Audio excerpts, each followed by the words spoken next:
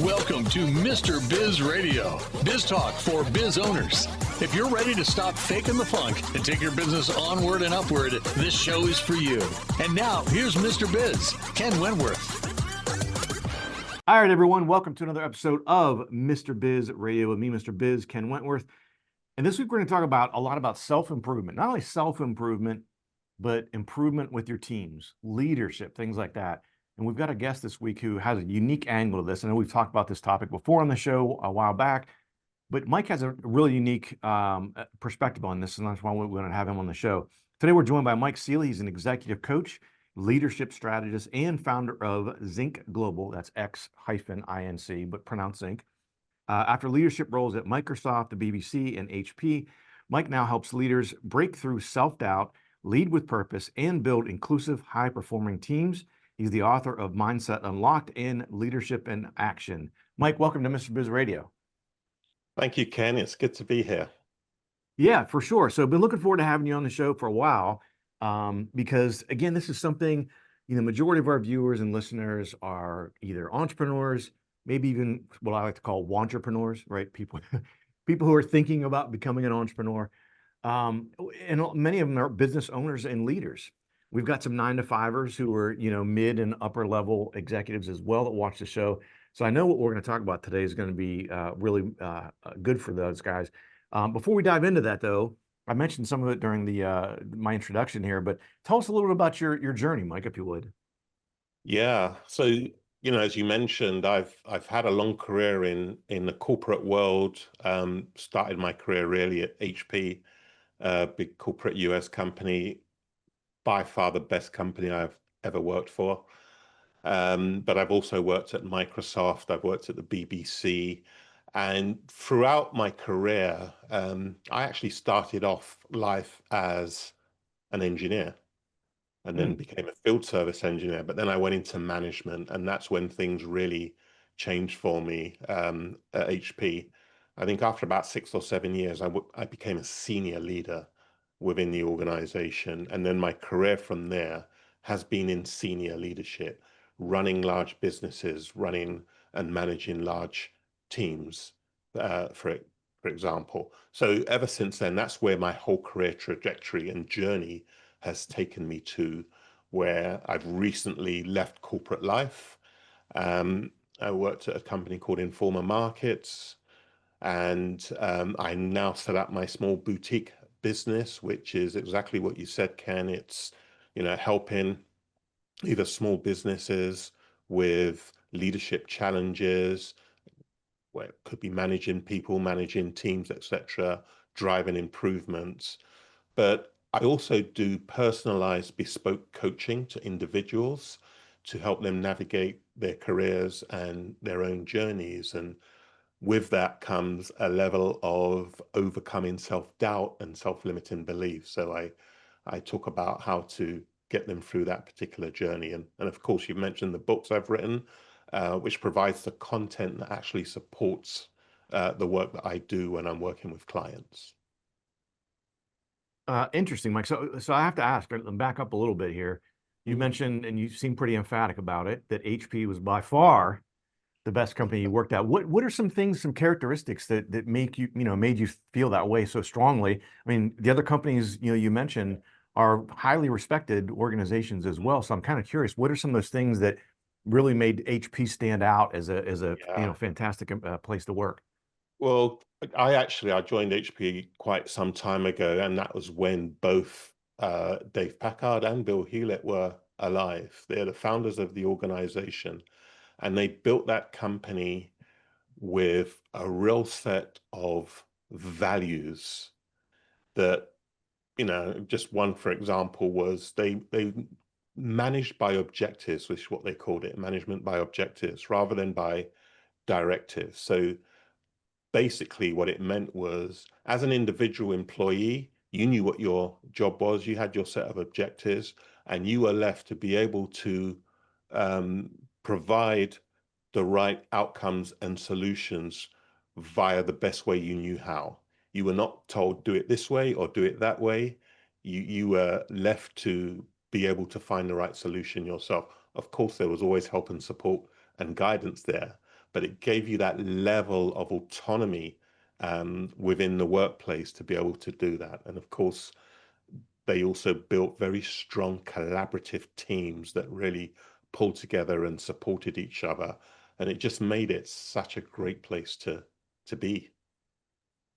Understandable. Yeah, I feel pretty strongly. I worked at JP Morgan, and I feel pretty strongly the same way. And a lot of things you just mentioned, that's why I was curious to ask that, are the reasons why I love working there as well. I mean, everything was very much the same. And the person who still runs JP Morgan, Jamie Dimon, used to always say, I want people who will ask for forgiveness, not permission.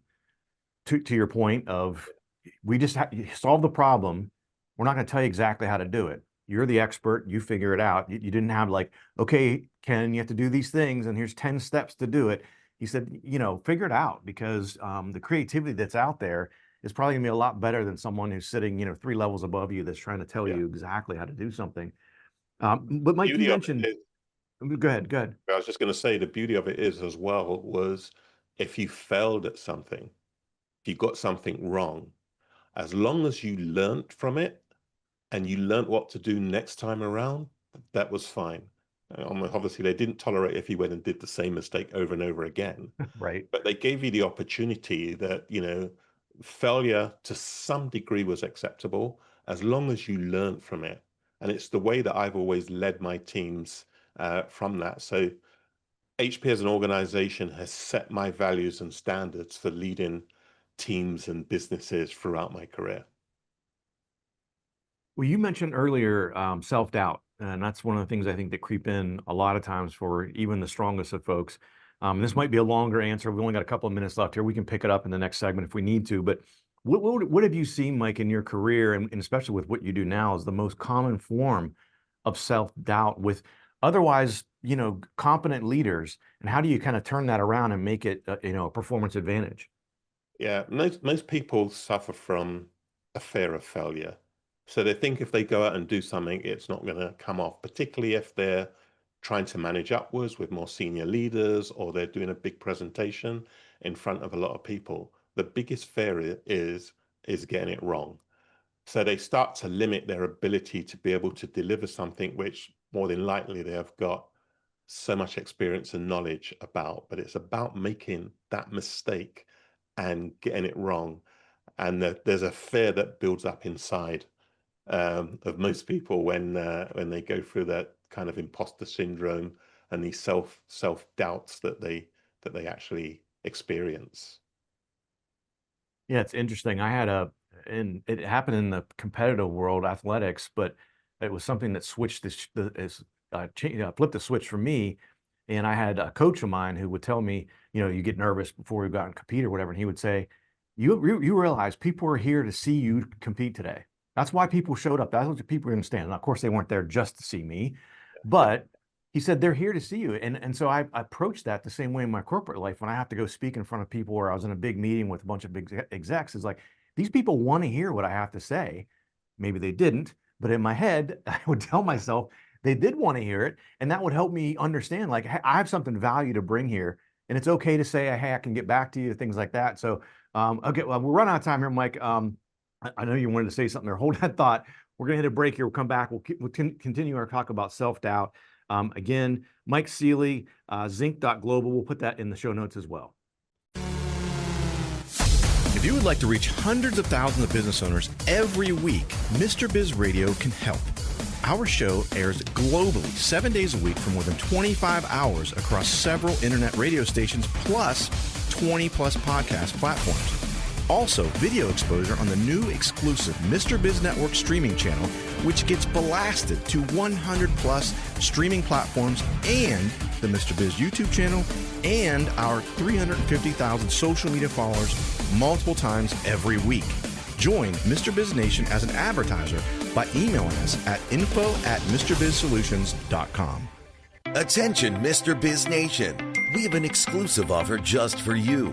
Get lifetime access to scarcity countdown timers and logic links for only $69. Yes, you heard it right. Only $69. These tools will add urgency to your email campaigns and website pages, helping you increase conversions, sales, and capture more leads. Don't miss this incredible opportunity. Visit GetPulseTools.com now and take your business to new heights. Check out all 3 of Mr. Biz's best-selling books at MrBizBooks.com. Now, once again, here's Mr. Biz. All right, welcome back to the show. And again, I want to make sure I get this right. So again, we'll put it in the show notes, but for those who might be listening and not watching or won't see it, but Zinc.global is Mike's website, and it's actually X-INC, but it's .global, and it's pronounced Zinc, though. I want to make sure I got that out there. You can also follow Mike on LinkedIn as well. So Mike, I think I had a big topic there at the end, and I think you had more you wanted to say about self-doubt, because one of the things I did want to follow up on, in addition to what you had also to add, is recognizing that with what you do now and helping folks, and then how do you kind of turn that, right? So I mentioned something to help me flip the switch for me. What are some ways that you do? And again, you don't have to give away too much of your secret sauce, but some ways you do to make that a performance advantage for that person who's maybe suffering from that. Yeah, well, the thing is that the first thing that I try to do, because everybody is different, right? Everybody has different types of self-limiting beliefs. So it's trying to understand where they're at the moment. What are their biggest fears?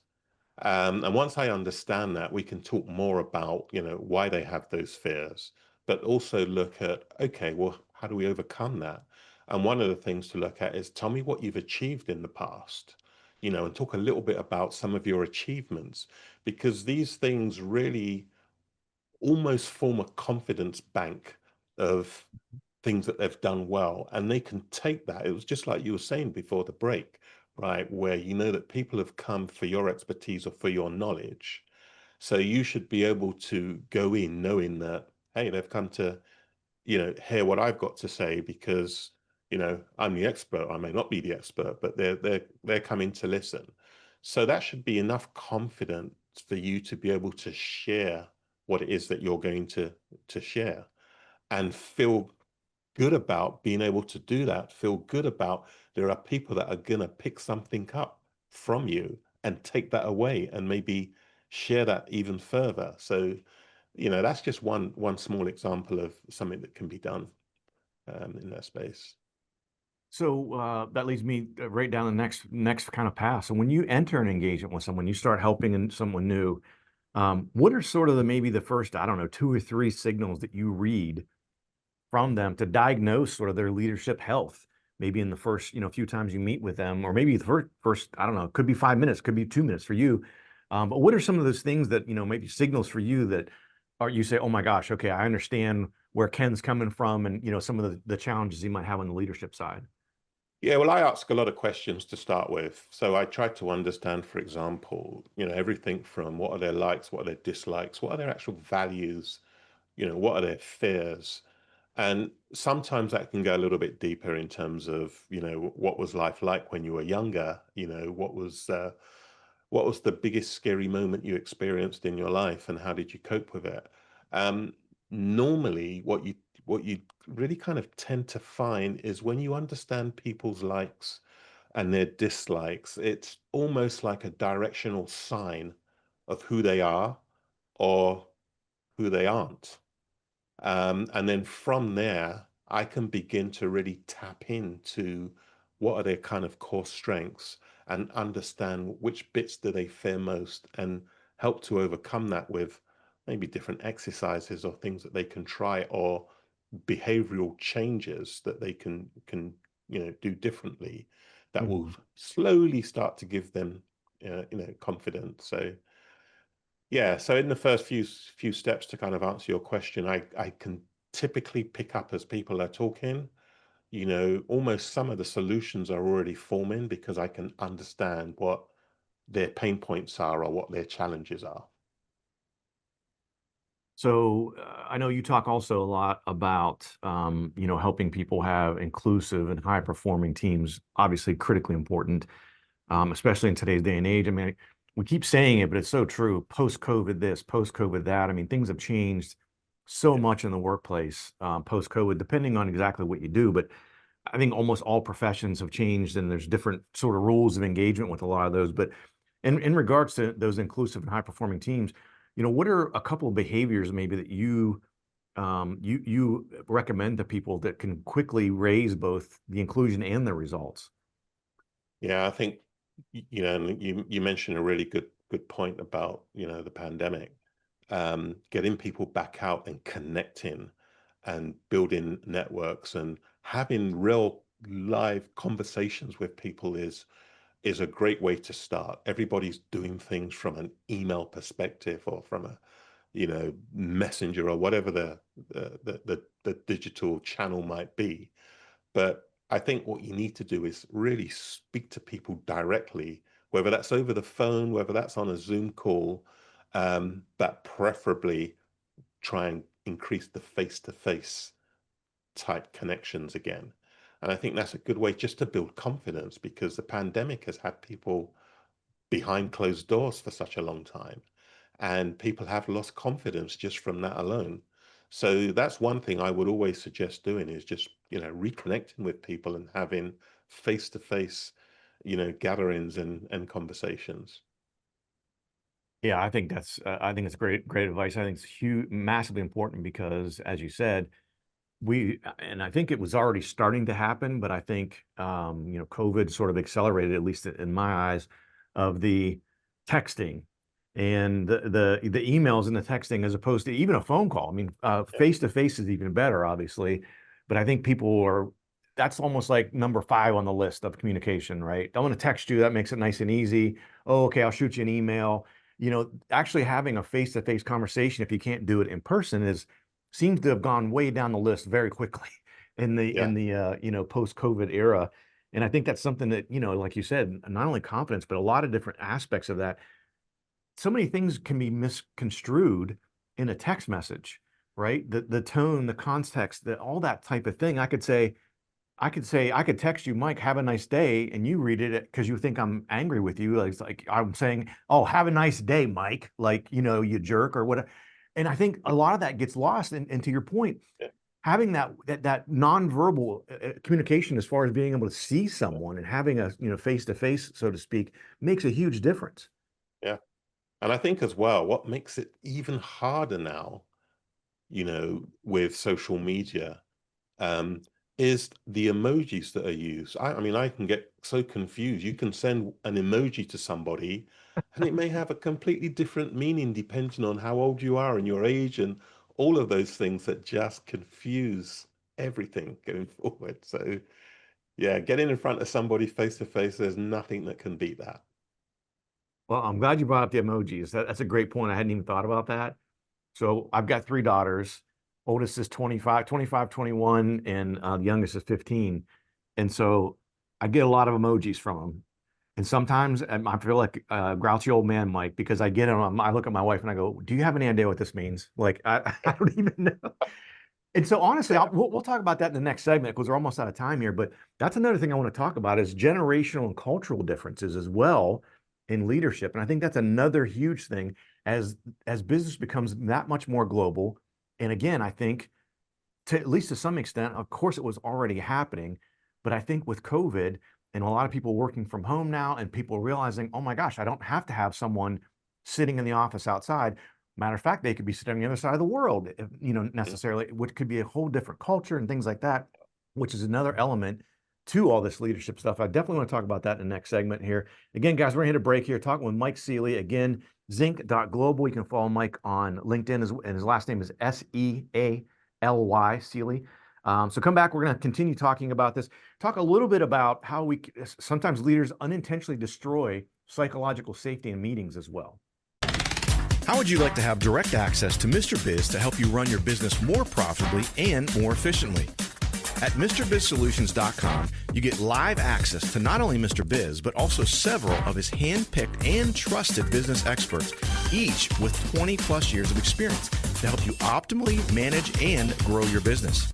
That's just the start of where Mr. Biz Solutions begins. Learn more at MrBizSolutions.com. That's MrBizSolutions.com. Attention, Mr. Biz Nation. We have an exclusive offer just for you.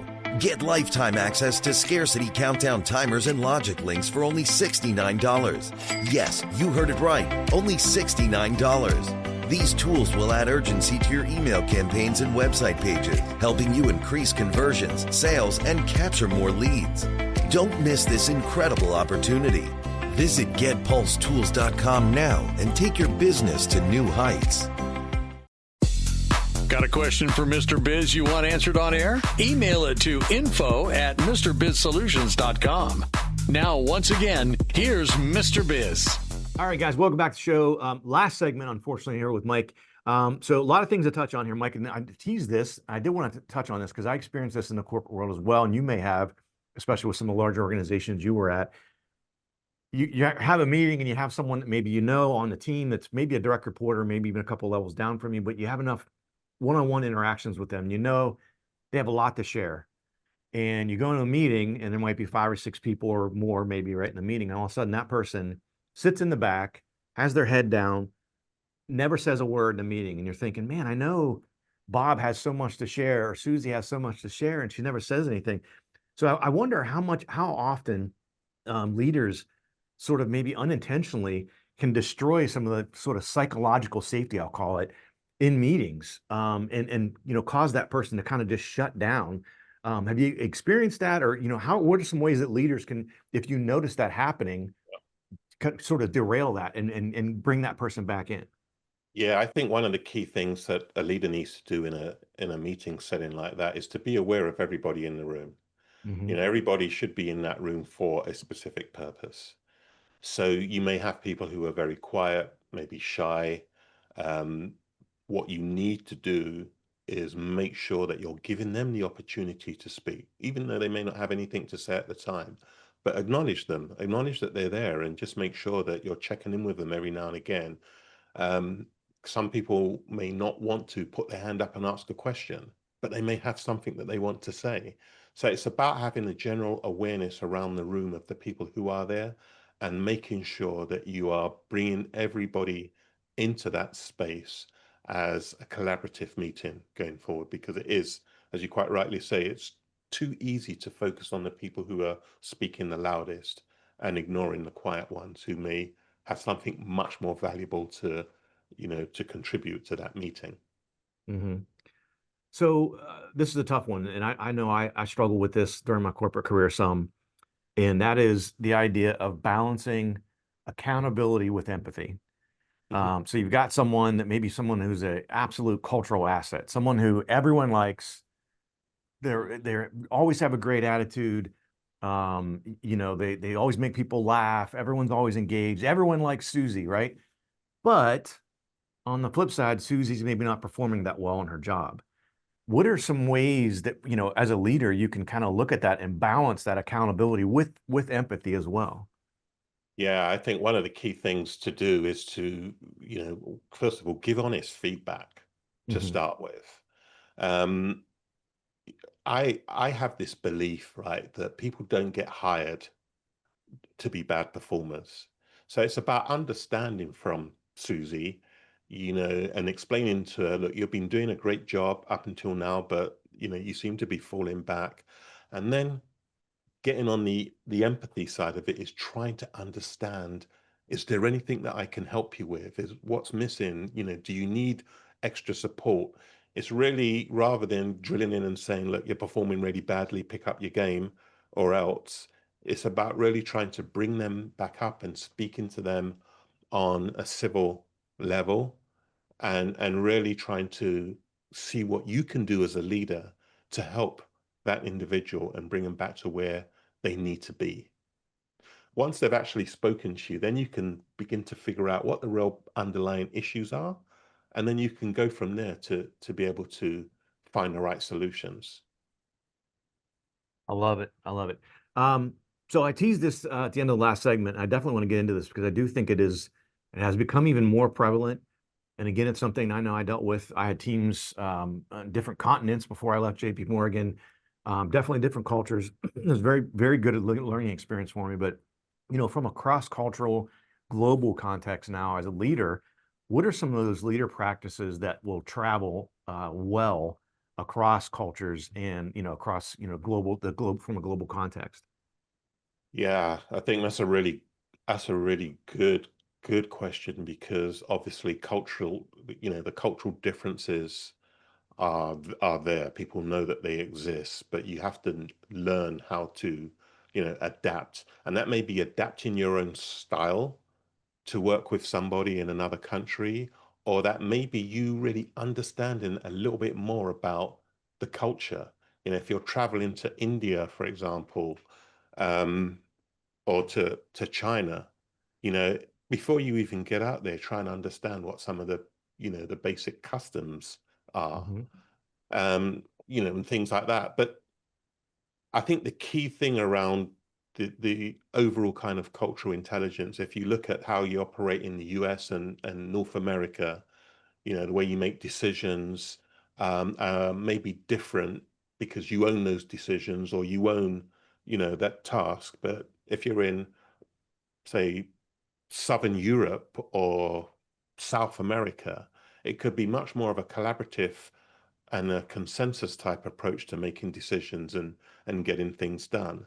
And you have to really kind of understand what is the best way you can get, your idea across, to deliver the right level of performance. The biggest challenge comes with if you're like an American headquartered organization. Some leaders might think, well, this is the way we do it here, and this is the way it needs to work in every other country. And that is not going to work for you. No. So it's about, as I mentioned, really kind of understanding making sure that you take time to understand the different cultures, whether that's working with a local person who can, enlighten you, or whether you, do some level of research yourself, or training even for that matter, to have a much better approach to your style when you're in a different environment. That's highly Yeah, important. so I can tell you one of the things we did. So I had teams in the U.S. and a couple of different cities around the U.S., and then I had a team in the Philippines and 2 teams in India. And what we did was exactly what you said. So I actually were saying, and I was feeling good, Mike, about some of the practices that I had back then. But we would have someone on our Indian team share if they were having their huge celebration they have over their Diwali. Mm. So most people in the United States have no idea what is Diwali. They may have never heard of it. It's a huge thing in India. So what is it? Why do you celebrate it? What are some of the things you guys do to celebrate it? And then we would tell them about like Thanksgiving in the United States, because they say, what the heck's Thanksgiving? Why do you do? And so again, we're learning about each other's cultures, in usually somewhat of a humorous way, right? We would satire some of it sometimes, kind of like make fun of ourselves, like, oh yeah, we do this and we do that, who knows why, or whatever. But in some cases, but I think we get a lot of really good feedback from people that said, man, it's so good. I never knew, and at the end of November, when everyone in the United States is off for 3 or 4 days for this thing called Thanksgiving, it's like, well, what the heck is that? Like, I didn't even know what it meant. And likewise with people in the U.S. saying like Diwali, like I don't know what that is. I know it's big because everyone takes, in India takes time off for it, from top to bottom, everybody, and a big deal. So some of those things you mentioned, again, it made me kind of feel good, because I think we were kind of doing some of those things in a good way. Before we get you out of here, Mike, I wanted to ask you, I always try to leave with like a good tip for everybody. So like from your books, if listeners or viewers wanted to sort of maybe only did one exercise right this week to upgrade their leadership, what should it be, and how should they sort of run it or lay that out? Wow, God, there's so many different things. I mean, if we're talking about somebody who is, lacking in confidence, for example, I think one of the key things is to understand what your comfort zone is, and then move out of that comfort zone, which brings you into what's known as a fear zone. And either you're going to retreat very quickly, but the idea is to get through that fear zone, right? Compose yourself and move through it with a level of confidence, because then you quickly move into a learning zone and then a growth zone. So it's about building that particular growth mindset. From a leader perspective, I think one of the things that they can do is build their emotional and cultural intelligence. I love that. Yeah, I was gonna say, I think a lot of these things you're talking about and deals with emotional intelligence. Mike, fantastic show. Really appreciate you having you as a guest on the show. Thank you so much. It's gone so quick, but I've enjoyed it. Thank you. Absolutely, absolutely. Guys, thanks for watching. Thanks for listening. Have a fantastic rest of your week. And don't forget, as always, cash flow is king. To become part of Mr. Biz Nation, follow him on all social media platforms or never miss a show by going to MrBizRadio.com. If you prefer free video content, visit the Mr. Biz YouTube channel or check out his streaming channel, which is available on 100 plus streaming platforms at MrBizNetwork.com.